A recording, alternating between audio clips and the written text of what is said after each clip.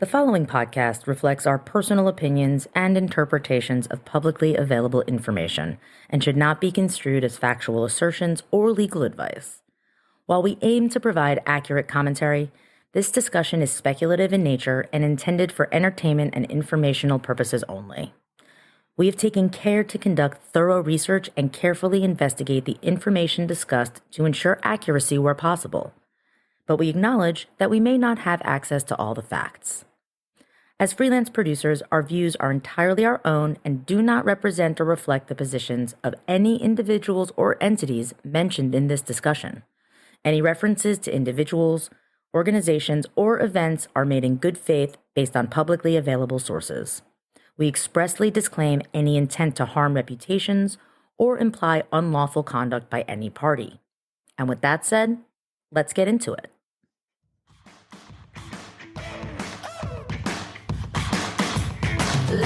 Hey y'all, Lauren here, TV producer by day, reality junkie by night, and your guide to the galaxy of shows you love to hate, hate to love, and live to bitch about. This is Reality Bites, the podcast where we deep dive into the week's buzziest reality TV and pop culture happenings. I'm Morgan. By night, I'm Lauren's co-host and other better half. And by day, I moonlight as an executive producer. I've been around the Bravo block enough to know, let's just say, where the bodies are buried. We'll take you through the biggest and best water cooler moments of the week through a producer's lens you won't find anywhere else. Buckle up, buttercups. I've had enough of you, you beast. Beast? How dare you? This is Reality Bites.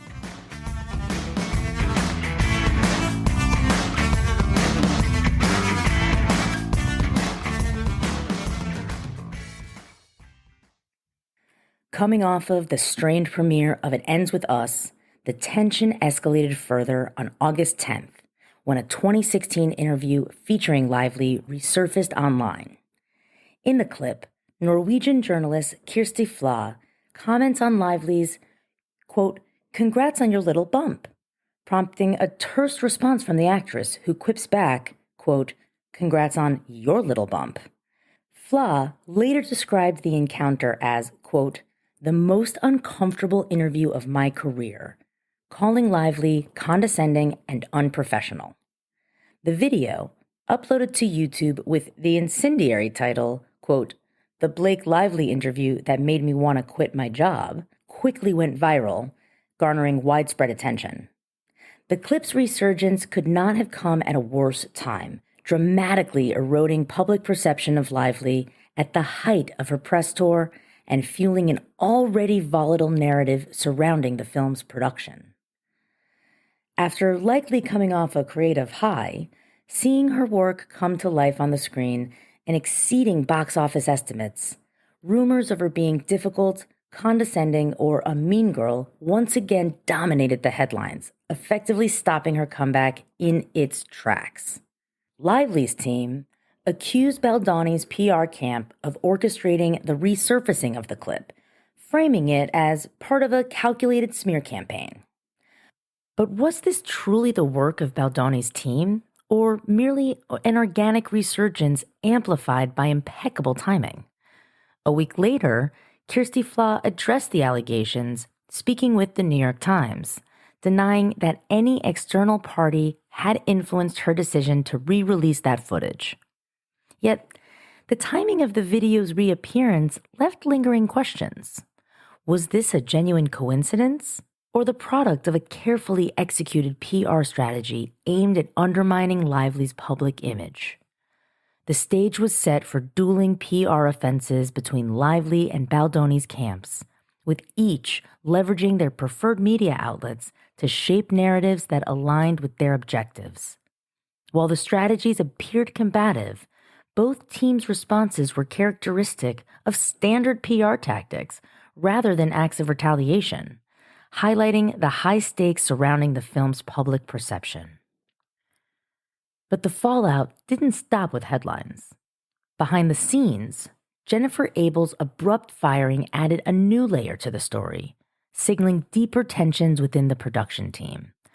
On August 21st, publicist Stephanie Jones took a decisive and dramatic action. She called Abel into her office, where she was greeted not only by her boss, but by a security guard and a lawyer. Jones abruptly terminated Abel 2 days before her scheduled departure, confiscating her company phone and accusing her of stealing 70 pages of sensitive client data. Jones claimed the phone contained privileged communications involving Justin Baldoni, Wayfarer Studios, Melissa Nathan, and others, communications that might follow Abel to her new firm. It's worth noting that in emails exchanged in July of 24, and even in texts between their husbands, Jason Hodes, as we explained earlier, is also a partner at WME, Jones appeared eager to keep Abel in-house at JonesWorks PR. This move immediately sparked speculation. Was Abel fired because Jones discovered her cooperation with the Business Insider article, which we'll discuss later, or her involvement with the StephanieJonesLies.com website? Or did the confiscated phone reveal new evidence that heightened tensions? We'll get more to those in a bit. Adding another layer to the drama are rumors that Jones became enraged when she learned that Baldoni and Wayfarer Studios would be following Abel to her new firm. Having already lost significant clients earlier in the year, this apparent betrayal reportedly sent Jones into a fury. For someone with a reputation for retaliation, this moment may have been the catalyst for the storm that followed. But if Abel was one of the whistleblowers, it stands to reason that Jones, rumored to be infamously retaliatory, would not take kindly to a defector. We touched on Stephanie Jones briefly in the last episode, but her name didn't truly make waves in the press until she filed a civil complaint against her former employee, Jennifer Abel, on December 23rd of this year. We'll dive deeper into that situation soon, but first, let's take a step back. Stephanie Jones has been a long-time powerhouse in the PR world. As the founder of JonesWorks PR, she has managed an impressive roster of A-list clients, including Dwayne "The Rock" Johnson, Jeff Bezos, Tom Brady, and Venus Williams. In an interview with Hamptons magazine, Jones described her firm as a, quote, referral-only agency, built on the strengths of her relationships. Quote, it was an unexpected surge in business, which added a lot of pressure from the very beginning, she explained. Quote, I focused on hiring team members who shared my vision and values. Building a team that aligns with our brand ethos has been essential to our growth. Jones emphasized a commitment to fostering a culture of, quote, excellence and integrity, framing her leadership philosophy as one rooted in exceeding client expectations. She continued, quote, a strong, dedicated team has been the cornerstone of our growth and success. Her public narrative paints a picture of a high-performing, values-driven workplace. But as we'll explore, that image stands in stark contrast to allegations from former employees and clients that depict Jones as a ruthless, manipulative, and vindictive. The timing of her Hamptons magazine profile, which was published on August 30th of 2024, feels almost strategic, dropping just weeks after a scathing Business Insider expose titled Who's Afraid of Stephanie Jones?, which sent shockwaves through the PR world. Written by Katie Warren, the article unmasked Jones as the central figure in her own PR nightmare. Far from the empowering leader she portrays, the expose depicts her as a tyrannical boss presiding over a toxic workplace. Former employees painted a harrowing picture of life at JonesWorks PR. One staffer described a, quote, constant state of fear in the New York office.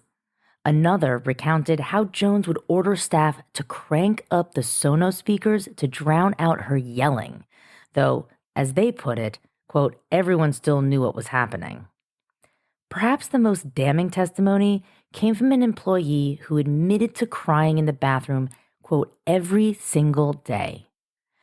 And then there's the StephanieJonesLies.com, a website allegedly created by anonymous current and former employees.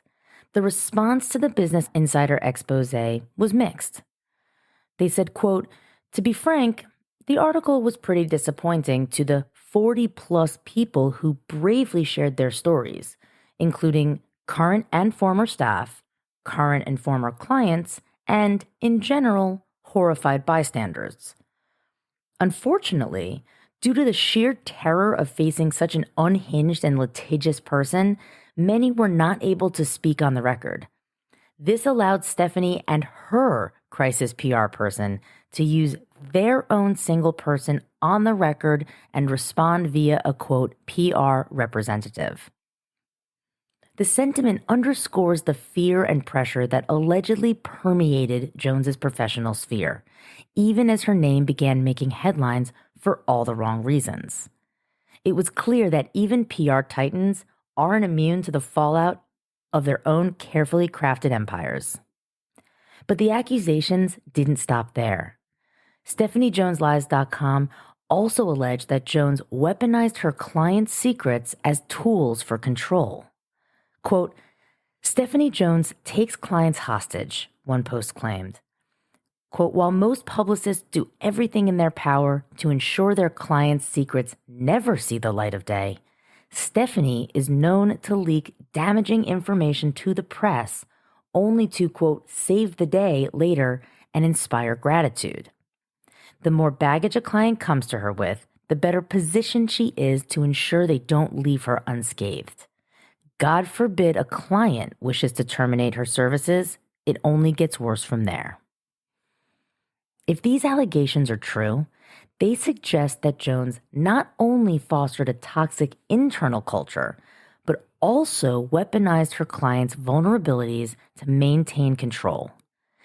This raises critical ethical questions about her practices and whether such alleged behaviors could extend into other professional relationships. Now, here's where things get even more interesting and possibly murkier. Jennifer Abel's confiscated work phone plays a pivotal role in both Lively's complaint and Stephanie Jones's suit against Baldoni, Melissa Nathan, Jennifer Abel, etc. But could Stephanie Jones herself have shared those texts with Leslie Sloan, who's Blake Lively and Ryan Reynolds' longtime publicist, before a subpoena was ever issued? If that's the case, it raises a lot of questions. Did Jones review the phone's contents and hand over key messages informally? And if so, did this give Lively's team a head start on crafting their case before they formally subpoenaed the phone later that year? The timing makes this theory worth considering. Subpoenas issued after informal access to evidence could have been a calculated move to ensure the materials were legally admissible. But it also raises ethical concerns. If Jones shared confidential information without a court order, did she cross a line? And how did this affect the broader narrative? By the time Lively's team presented the texts in their legal filings, the story seemed airtight.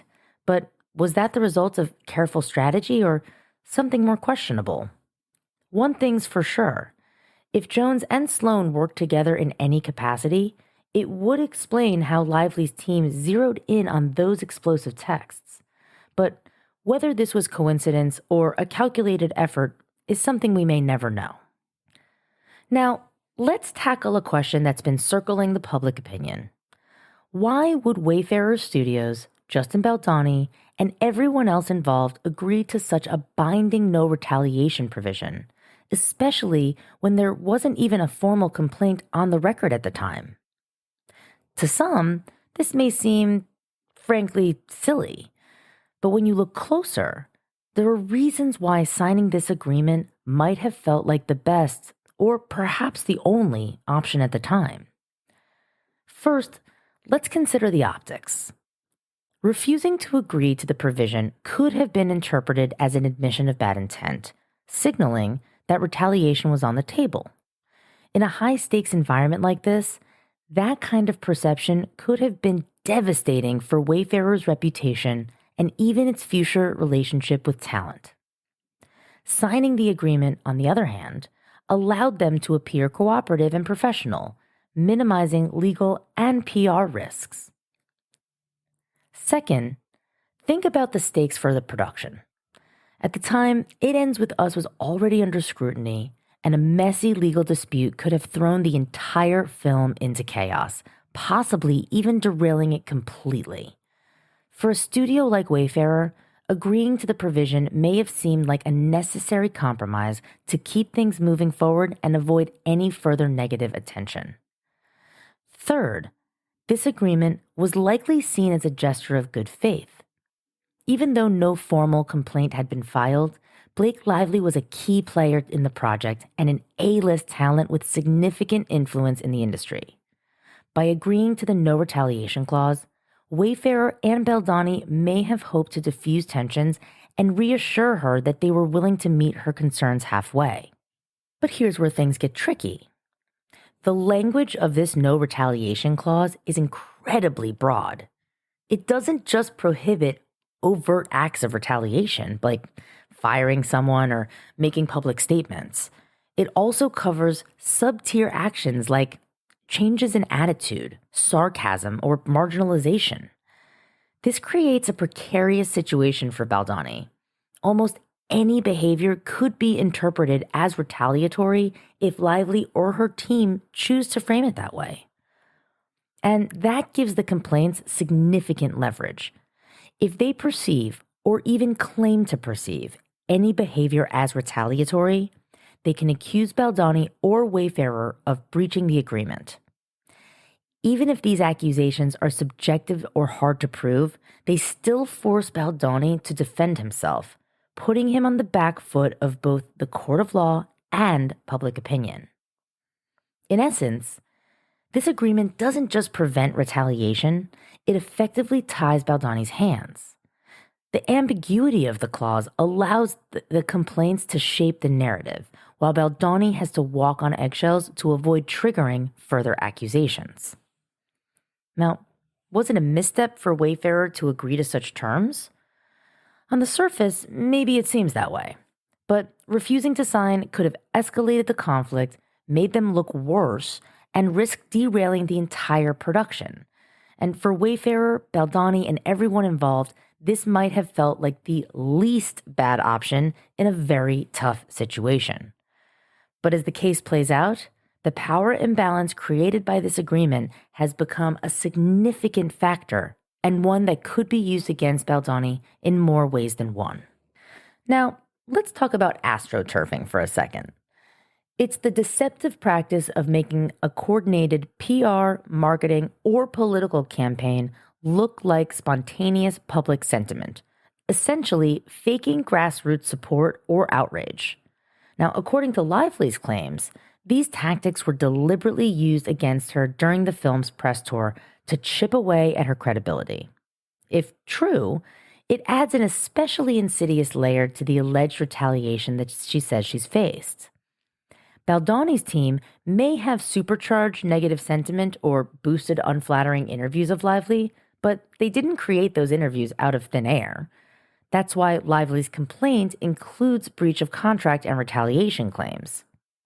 Essentially, the aggressive PR tactics might not be actionable except for the fact that she had accused Baldoni of sexual harassment and his company agreed in writing that it wouldn't attack her in response.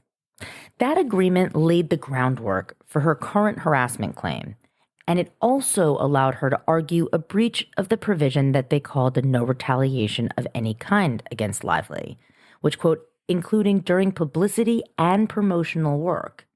So even if Lively spread dirt on Baldoni, which she maintains she didn't, she was under no such constraint, but Baldoni was.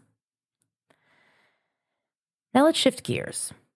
In episode 1, we teased the idea that Deadpool and Wolverine might not just be a wild, irreverent superhero movie, but possibly a carefully disguised battlefield in an ongoing Hollywood feud.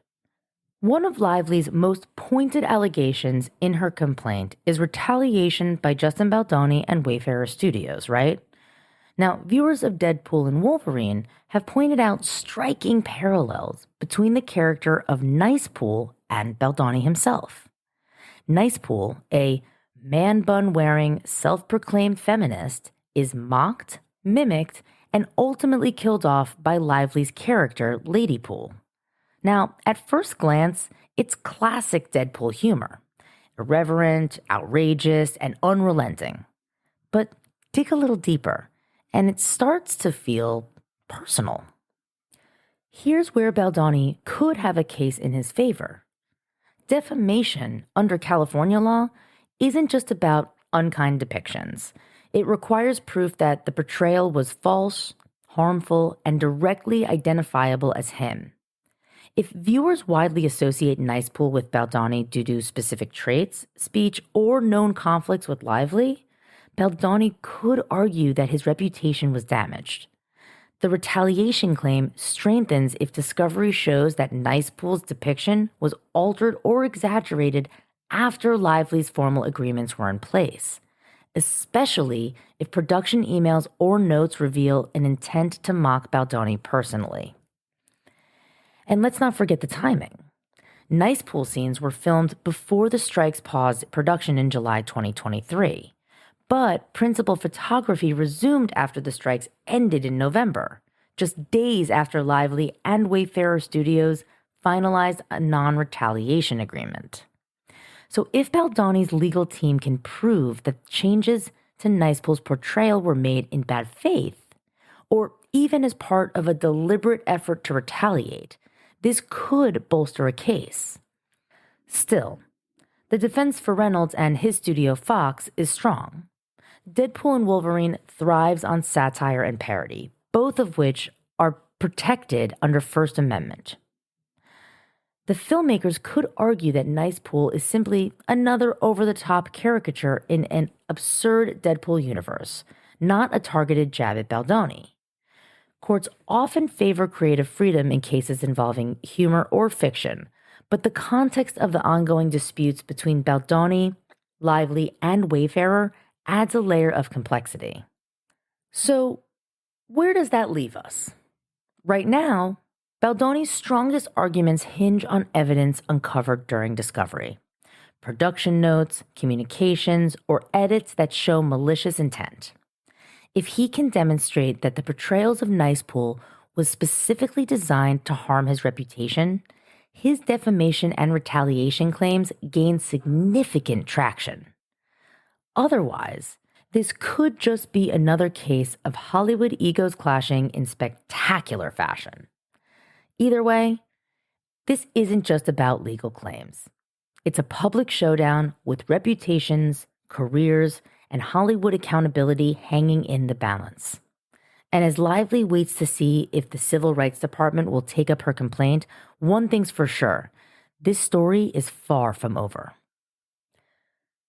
By sharing these allegations openly, Lively pulled back the curtain on both her personal grievances and Hollywood's deeply embedded power structures, inviting scrutiny of a system that often shields itself from external accountability. Regardless of the motives behind its release, the document's revelations demand attention, leaving the public to grapple with the implications of misconduct and the machinery used to control its narrative. Lively's complaint further leveled serious allegations against the use of crisis PR strategies, including that Baldoni and Wayfarer Studios publicist Jennifer Abel, along with crisis management specialist Melissa Nathan of the agency group, orchestrated an astroturfing campaign aimed at dismantling Lively's reputation. According to Lively, the campaign, carried out with the assistance of a third-party contractor, weaponized rumors, social media narratives, and planted stories to paint her as difficult and controlling. Now, let's take a moment to talk about timing in the press, because timing can make all the difference when it comes to how stories like this are reported and received. Lively's civil complaint sent shockwaves through Hollywood when it was filed, and just a few hours later, the New York Times dropped a bombshell article titled, "We Can Bury Anyone," Inside a Hollywood Smear Machine. The piece, co-written by none other than Megan Twohey, one of the most respected journalists in the business, featured a detailed narrative built around text messages cited in Lively's filing. But here's the thing. This wasn't just a quick breaking news write-up. This was a 4,000-word expose, complete with text message excerpts and supporting documents. To put that in perspective, producing a piece of that depth would typically take days, if not weeks, of investigation, interviews, and fact-checking. But this article hit the press mere hours after Lively filed her complaint. Now let's be clear. This isn't about whether the claims in Lively's complaint are valid. That is for the courts to decide. What we're looking at is the process. For a publication like the New York Times, especially one with Megan Twohey's name on the byline, the expectation is rigorous vetting of every detail. Now, Twohey's reputation precedes her. This is the journalist who helped expose Harvey Weinstein, so you know her standards are sky high. But here's where things get murky. If the article went live so quickly, it suggests that Twohey and her team had advance access to the complaint. That's not unusual in high-stakes cases. Journalists often get exclusives or embargoed materials. But it does raise the question. Was there enough time to thoroughly investigate the claims in the filing? Or was the timing of the article part of a calculated strategy to amplify the impact of Lively's allegations? And then there's Leslie Sloan's involvement. Sloan, who represents Lively and Reynolds, and has a history with Twohey from the Weinstein investigations, adds another layer of intrigue. Not only did Weinstein fund Sloan's PR firm back in the day, and she represented he and his production company, but her connections in Hollywood's power circles run deep. Did those connections play a role in the timing or framing of the story? It's not to say anything improper happened, but in a case this high profile, the optics are everything. When a meticulously crafted article lands almost simultaneously with a complaint, it's fair to wonder if the story had time to breathe, or if the rush to publish left room for questions about the depth of due diligence. And that's the balancing act here, delivering a breaking story while maintaining the level of scrutiny that readers expect, especially from a journalist of Megan Twohey's caliber. In the next episode, the legal battle over It Ends With Us escalates as Blake Lively files a bombshell complaint alleging harassment, retaliation, and a PR smear campaign. Stephanie Jones, head of JonesWorks PR, also files a civil suit to add fuel to the fire. Leaked text messages and confiscated phones become key evidence, but conflicting narratives and strategic omissions raise serious questions about credibility, ethics, and legal tactics. Meanwhile, Justin Baldoni faces swift fallout as WME cuts ties, leaving his future in jeopardy. And guys, since recording this episode, Justin Baldoni has just filed a $250 million lawsuit against the New York Times and others, accusing the publication of defamation and misrepresentation in its December article about his alleged misconduct on the set of It Ends With Us. The lawsuit not only disputes the article's claims as misleading, but also alleges that Blake Lively's publicist, Leslie Sloan, collaborated with the Times to orchestrate a calculated smear campaign. Baldoni argues that the Times selectively edited communications, excluding key evidence, and amplified Lively's narrative without proper vetting, all as part of an effort to damage his reputation. We'll explore the details of this new lawsuit and its implications for the broader media landscape in a future episode, so stay tuned.